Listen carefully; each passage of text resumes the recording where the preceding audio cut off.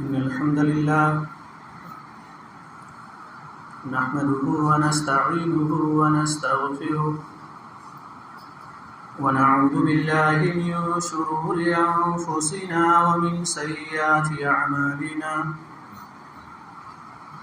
من يهده الله فلا مضل له ومن يضلل فلا هادي له وأشهد أن لا إله إلا الله وحده لا شريك له وأشهد أن محمدًا عبده ورسوله أما بعد فإن خير الحديث كتاب الله وخير الهدي هدي محمد صلى الله عليه وسلم وشر الأمور محدثاتها وكل محدثة بدعة وكل بدعة ضلالة وكل ضلالة في النار فأعوذ بالله من الشيطان الرجيم بسم الله الرحمن الرحيم إنه يراكم هو وقبيله من حيث لا ترونهم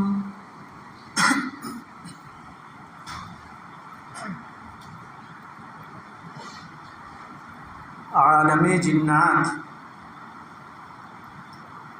اور جنات سے متعلق بہت سارے احکامات اور بہت سارے مسائل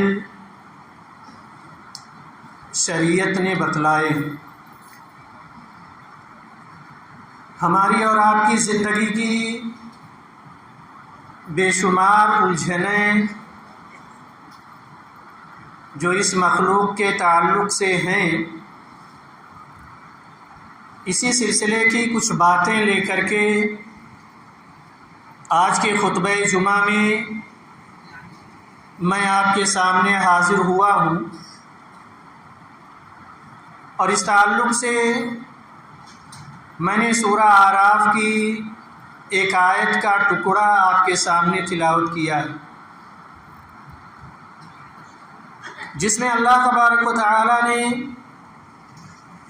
جناتوں کے تعلق سے بیان فرمایا ہے۔ جس طرح سے اس زمین پر انسان ایک مخلوق ہے، اسی طرح سے اللہ تبارک و تعالیٰ کی ایک عظیم مخلوق جنات بھی ہیں۔ جن ایک غیبی مخلوق ہے کہ جب یہ اپنی اصلی شکل میں ہوتی ہے تو وہ ہمیں دکھائی نہیں دیتی۔ جنات ہمیں دیکھ سکتے ہیں، لیکن ہم جنات کو ان کی اصلی شکل میں نہیں دیکھ سکتے۔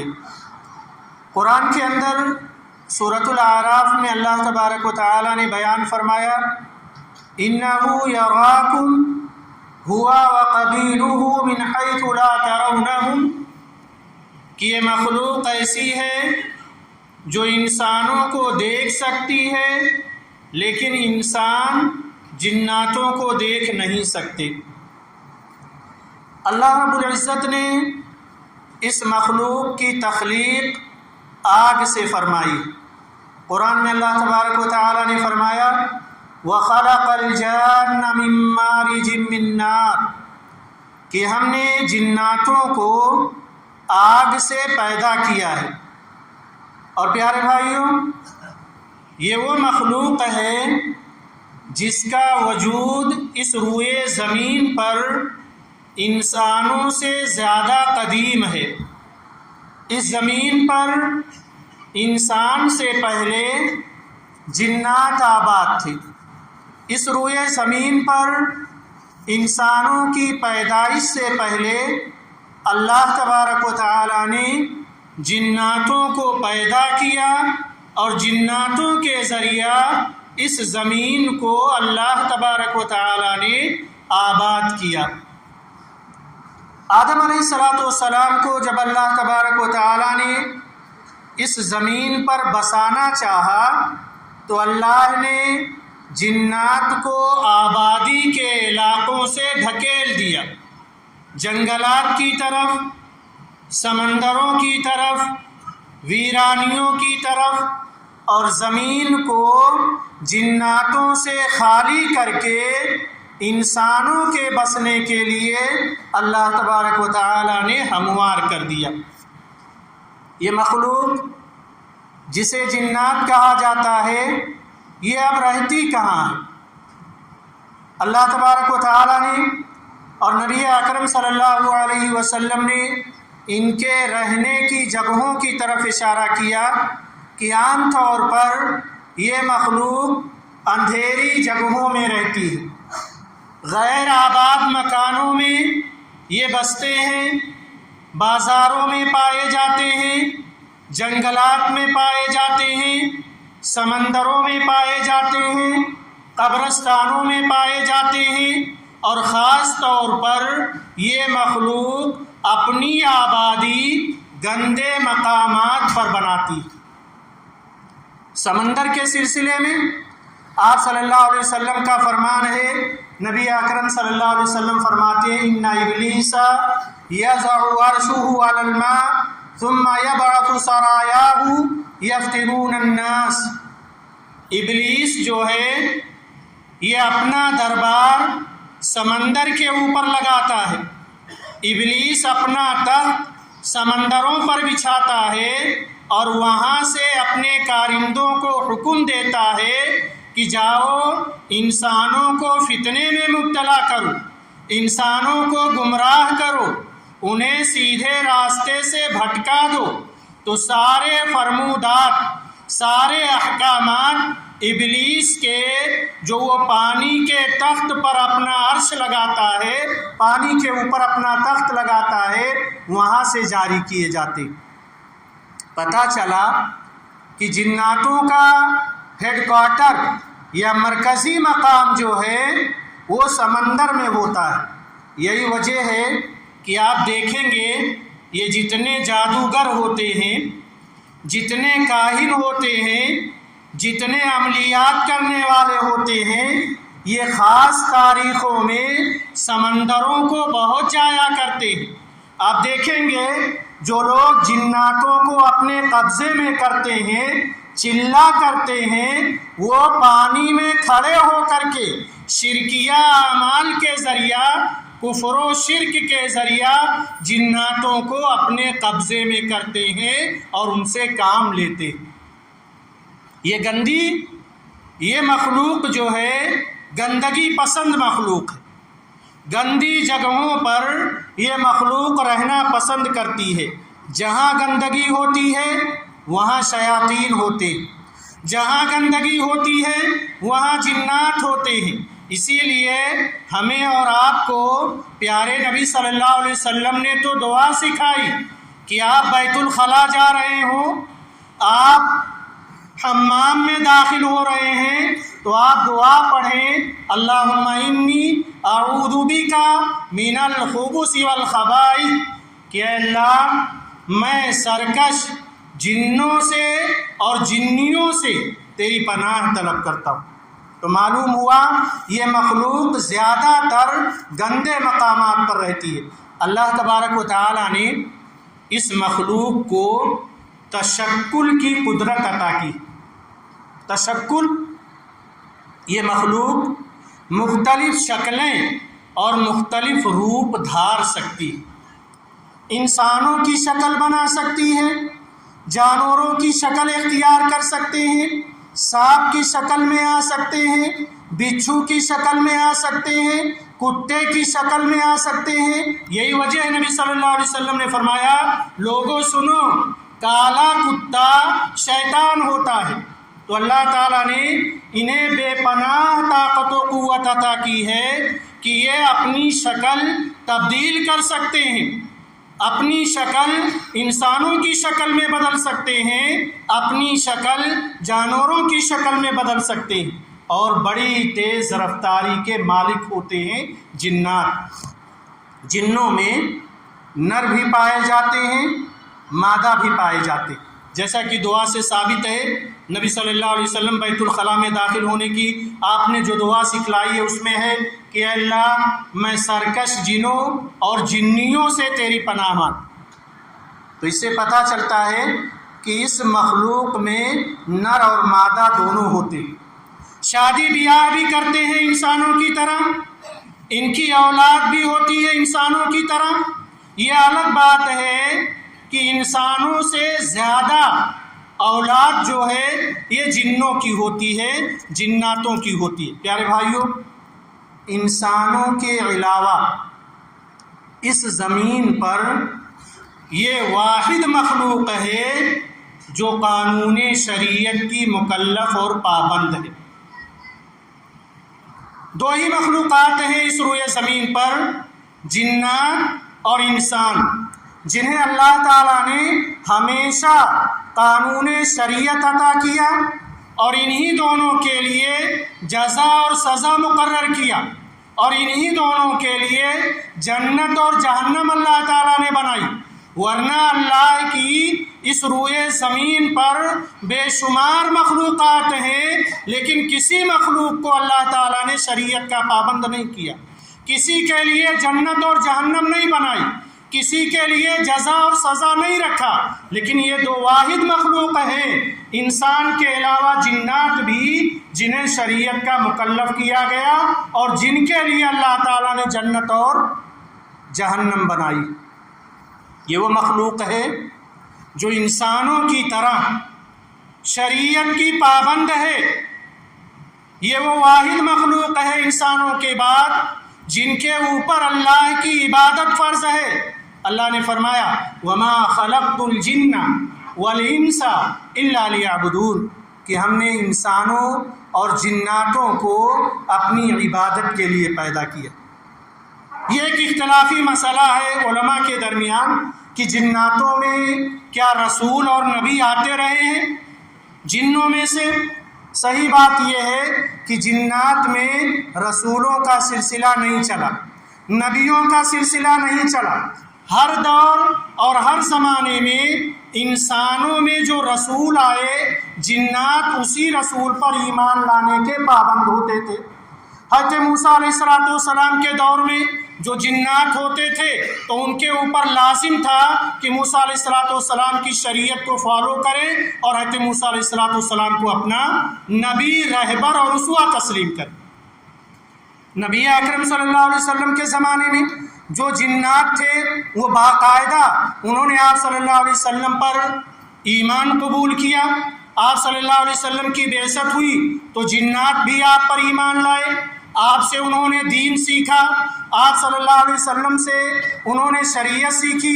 کئی مرتبہ جناتوں کے وفد نے آپ صلی اللہ علیہ وسلم سے جا کر کے ملاقات کی ہے، کئی مرتبہ جناتوں کے وفد نے آپ صلی اللہ علیہ وسلم کی زبانی قرآن سنا ہے، کئی مرتبہ تو یہاں تک ہوا کہ جنات جو ہے آپ صلی اللہ علیہ وسلم کو اپنے ساتھ لے کر کے گئے تاکہ آپ انہیں دین کی تعلیم دے سکیں، اور باقاعدہ جناتوں نے نبی صلی اللہ علیہ وسلم سے درخواست بھی کی، اور آپ نے جناتوں کی درخواست کو امت کے سامنے آ کر کے بیان کیا، آپ نے امت تک پہنچایا ان کی درخواست کو۔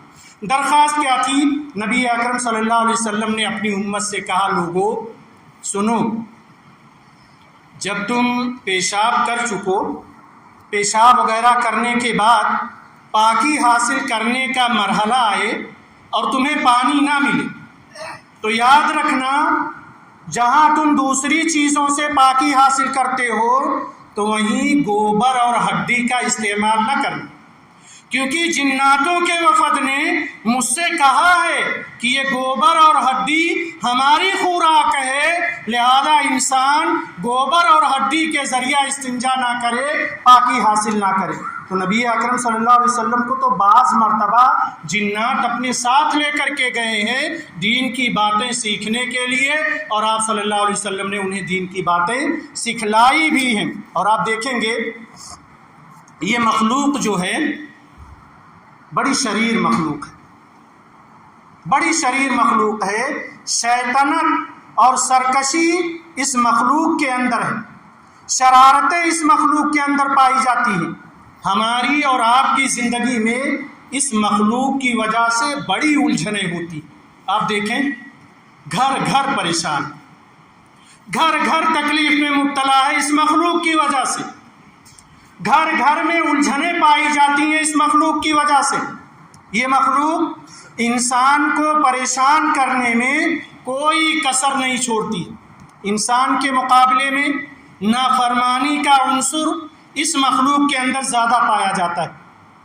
انسان کے مقابلے میں شرارت اس مخلوق کے اندر زیادہ پائی جاتی ہے۔ انسان کے مقابلے میں خباثت اس مخلوق کے اندر زیادہ پائی جاتی ہے۔ کیا کیا پریشانیاں اور الجھنیں ہیں جو اس مخلوق کی وجہ سے میری اور آپ کی زندگی میں لاحق ہوتی ہیں۔ کئی الجھنیں ہیں، کئی پریشانیاں ہیں کہ انسان جوجھ رہا ہوتا ہے جنات کی شیطنت سے اور ان کی خباثتوں سے۔ میں چند ایک آپ کے سامنے بیان کروں گا، وقت مختصر ہوتا ہے۔ ان کی ایک خباثت تو یہ ہے کہ جنات جو ہے چور ہوتے، انسانوں میں بھی چور ہوتے ہیں لیکن جنات زیادہ چور ہوتے، انسانوں کا مال چراتے، آپ کا روپیہ چرا لیں گے، آپ کا پیسہ چرا لیں گے، گھروں سے زیورات لے کر کے اڑ جائیں گے۔ یہ اس طرح کے چور ہوتے ہیں، اور احادیث سے ثابت بھی ہم اور آپ سنتے رہتے ہیں۔ حضرت ابو ہریرہ رضی اللہ تعالیٰ عنہ کا واقعہ کہ کس طرح سے صدقۃ الفطر سے وہ چوری کر رہے تھے، تو حضرت ابو ہریرہ نے انہیں پکڑ لیا، پھر آیت الکرسی کی تعلیم دی کہ آیت الکرسی پڑھو تو مجھ سے جو ہے تمہیں افاقہ ہوگا، فائدہ ہوگا۔ ایک اور واقعہ میں آپ کو سناتا ہوں، سنن نسائی کی روایت ہے۔ حضرت ابی بن کعب رضی اللہ تعالیٰ عنہ یہ کھجوریں جمع کر کے رکھتے تھے اور اس میں صدقہ و خیرات کرتے تھے۔ کچھ دنوں سے انہوں نے غور کیا کہ کھجوریں بہت کم ہو رہی، کوئی نہ کوئی تو چوری کر رہا ہے کھجور، روزانہ کچھ نہ کچھ کھجوریں کم ہو جاتی تھیں۔ ایک مرتبہ نگرانی کے لیے حضرت ابی بن کعب رضی اللہ تعالیٰ عنہ بیٹھ گئے تو دیکھا ایک عجیب و غریب مخلوق آئی اور کھجور کو وہ اٹھانے لگی۔ حضرت ابی بن کعب رضی اللہ تعالیٰ عنہ آگے بڑھے اور اسے پکڑ لیا، پوچھا کون ہو، کہاں سے آئے ہو؟ کہا میں جن ہوں، میں جناتوں میں سے ہوں۔ اور کہنے لگا کہ اے ابی بن کعب، تم بہت زیادہ صدقہ و خیرات کرتے ہو انسانوں کے اندر، اور ہمیشہ انسانوں کو آپ دیتے ہو، تمہارے مال میں ہم جناتوں کا بھی حق ہے، آپ ہمیں نہیں دیتے، اسی لیے ہمیں چوری کرنی پڑ رہی ہے۔ حضرت ابی بن کعب رضی اللہ تعالیٰ عنہ نے اس سے کہا کہ اچھا بتاؤ، اگر تمہارے شر سے بچنا ہو، تمہاری الجھنوں سے بچنا ہو، تمہارے وسوسوں سے بچنا ہو، تمہاری تکالیف سے بچنا ہو تو ہمیں کیا کرنا چاہیے؟ جنات نے کہا ابی بن کعب آیت الکرسی پڑھ لو، آیت الکرسی پڑھ لو۔ حضرت ابو ہریرہ سے بھی جنات نے وہی کہا آیت الکرسی پڑھ لو۔ اللہ اکبر! آیت الکرسی ایک مسلمان کی زندگی میں اتنا بڑا علاج ہے اور اتنا بڑا حل ہے پریشانیوں کا کہ جنات، شیاطین، جادو، یہ سارے کے سارے مسائل میں جو انسان گھرے ہوئے ہیں آیت الکرسی سے نجات پا جائیں گے۔ بہت سارے وظائف ہیں، سارے وظائف کو آپ چھوڑ کر کے آیت الکرسی کو ایمان اور یقین کے ساتھ اگر آزمائیں گے تو حیرت انگیز کرشمے آپ دیکھیں گے۔ ہم نے اس کو پڑھنا چھوڑ دیا۔ یہ بہت عظیم آیت ہے، اس آیت کے ذریعہ ہر گھر جناتوں کے تمام الجھنوں اور شر اور فساد سے محفوظ ہو سکتا ہے۔ بہرحال یہ مخلوق چراتی بھی ہے۔ اسی طرح سے اس مخلوق کی شرارتوں میں سے ایک شرارت یہ بھی ہے کہ کبھی کبھار یہ انسانوں کو کڈنیپ بھی کر لیتی، اغوا کر لیتی ہے، سالوں سال تک اتا پتہ نہیں چلتا۔ حضرت عمر بن خطاب رضی اللہ تعالیٰ عنہ کے دور میں ایک صاحب تھے جو انصار میں سے تھے، وہ ایک مرتبہ عشاء کی نماز پڑھنے کے لیے نکلے، راستے سے ہی غائب ہو گئے، کوئی خبر نہیں چلی۔ بیوی پریشان ہے، تکلیف میں مبتلا ہو گئی کہ شوہر عشاء کی نماز کے لیے گئے، واپس نہیں آئے۔ کچھ دنوں کے بعد حضرت عمر رضی اللہ تعالیٰ عنہ کے پاس آئی اور کہنے لگی اللہ کے رسول، میرے شوہر عشاء کی نماز کے لیے گئے تھے، راستے سے غائب ہو گئے۔ اچھا، کوئی پتہ نہیں چل رہا ہے؟ حضرت عمر رضی اللہ تعالیٰ عنہ نے ان سے کہا ایک کام کرو، 4 سال تک انتظار کرو، اگر 4 سال کے اندر وہ آ جاتے ہیں تو ٹھیک ہے، نہیں آ جاتے ہیں، 4 سال میں نہیں آتے ہیں تو تم عدت گزارو، 4 مہینہ 10 دن اور اس کے بعد کسی اور سے نکاح کر لو۔ 4 سال گزر گئے، وہ صاحب نہیں آئے، اس عورت نے عدت گزاری اور دوسرے سے نکاح کر لیا۔ 4 سال کے بعد جب وہ صاحب آ کر کے پہنچے تو بیوی کو دیکھا کہ دوسرے مرد سے انہوں نے شادی کر لی ہے، اور حضرت امیر المومنین عمر ابن خطاب رضی اللہ تعالیٰ عنہ کے کہنے پر کی ہے۔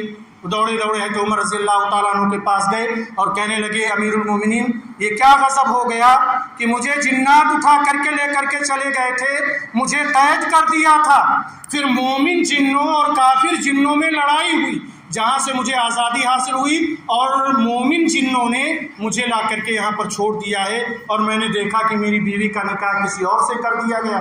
حضرت عمر فاروق رضی اللہ تعالیٰ عنہ نے اختیار دیا کہ اگر چاہو تو وہ عورت تو اس سے طلاق یا خلا لے لے اور اس سے تم شادی کر لو، یہ تمہیں اختیار ہے، ورنہ زور زبردستی نہیں ہے۔ اسی طرح سے آپ دیکھیں گے اس مخلوق میں سب سے بڑا شر اس مخلوق سے جو انسان کو حاصل ہوتا ہے وہ یہ ہے کہ انسان پر یہ مخلوق سوار ہو جاتی ہے، بے بس کر دیتی ہے ایک انسان کو یہ مخلوق، اس کے ہوش و حواس غائب کر دیتی ہے۔ جب کسی انسان پر یہ مخلوق سوار ہوتی ہے انسان اپنا ہوش و حواس کھو بیٹھتا ہے، اور یہ مسئلہ قرآن اور حدیث سے ثابت ہے کہ انسان پر جن سوار ہو سکتا ہے اور اسی طرح سے اس کے ہوش و حواس پر قابض ہو سکتا ہے۔ جیسے کہ قرآن نے کہا سود خور کے بارے میں، قرآن میں اس کی دلیل موجود ہے۔ جو لوگ سود کھاتے ہیں ان کے بارے میں اللہ رب العالمین نے قرآن کے اندر بیان فرمایا کہ جو لوگ سود کھاتے ہیں قیامت کے روز وہ اپنی قبروں سے ایسے اٹھیں گے جیسے وہ شخص ہوتا ہے جس پر جنات سوار ہو جائے اور اسے کسی چیز کا ہوش نہ رہے، تو اسی طرح سے وہ لوگ اپنی قبروں سے اٹھائے جائیں گے جو لوگ سودی کاروبار کرتے ہیں، سود کھاتے ہیں۔ اسی طرح سے اللہ کے نبی صلی اللہ علیہ وسلم فرماتے ہیں ان الشیطان یجری فی جسد الانسان کمجری الدم، شیطان انسان کے رگوں میں ایسے دوڑتا ہے جیسے خون انسان کے رگوں میں دوڑتا ہے۔ تو یہ حق بات ہے، درست بات ہے۔ ایسی بہت ساری مثالیں احادیث کے اندر موجود ہیں کہ جنات انسانوں کو پریشان کرنے کے لیے ان کے بدن پر سوار ہو جاتا ہے اور ان کے عقل کو، ان کے ہوش و حواس کو معاف کر دیتا ہے، برباد کر دیتا ہے۔ بہت سارے لوگ جنات کو قبضے میں کرنے کا دعویٰ کرتے ہیں۔ ممکن ہے کیا جنات کو قبضے میں کیا جا سکتا ہے؟ جی ہاں، ممکن ہے جنات کو قبضے میں کیا جا سکتا ہے۔ اس کے بہت سارے طریقے ہیں، لیکن یہ یاد رکھنا کہ اسلام میں اولاً یہ چیز ناجائز اور حرام ہے۔ جن کو کنٹرول میں رکھنا، ان سے خدمت کروانا، یہ شریعت اسلامیہ میں حرام ہے، اور ایسے لوگ بہت بری موت مرتے ہیں۔ اور باقیوں جب یہ کمزور ہو جاتے ہیں، جو عملیات کرتے ہیں جناتوں کو قابو میں رکھنے کے لیے، تو انہیں روزانہ پابندی کرنی پڑتی ہے عملیات کی۔ شیطانوں کو خوش رکھنے کے لیے کفر اور شرک تک کرنا پڑتا ہے انہیں، لیکن جب یہ کمزور ہو جاتے ہیں، بڑھاپے کے عالم میں آتے ہیں، ان سے یہ سارے عملیات ہو نہیں پاتے، تو پھر یہ جنات ان سے بدلہ لیتے ہیں، اور بڑی بری موت ایسے لوگوں کی ہوتی ہے جو جادوگر ہوتے ہیں، کاہن ہوتے ہیں، عملیات کرتے ہیں۔ جنات اسی وقت کنٹرول میں آتے ہیں کسی کے جب تک کہ کفر و شرک نہ کر لیا جائے، یہاں تک کہ نام نہاد مسلمان جناتوں کو قبضے میں کرنے کے لیے قرآن کے اوراق پر پیشاب تک کرتے ہیں، ہر وہ عمل کرتے ہیں جس سے اللہ ناراض ہو اور شیطان خوش ہو جائے، جنات خوش ہو جائے۔ پیارے بھائیوں، یہ مخلوق شریعت کی پابند ہے جیسے انسان شریعت اسلامیہ کے پابند ہیں۔ اللہ سے دعا کریں کہ اللہ تبارک و تعالی ہمیں اور آپ کو اس مخلوق کی شیطنت، شر اور فساد سے محفوظ رکھے۔ آمین۔ وصلی اللہ علی نبینا محمد وبارک وسلم۔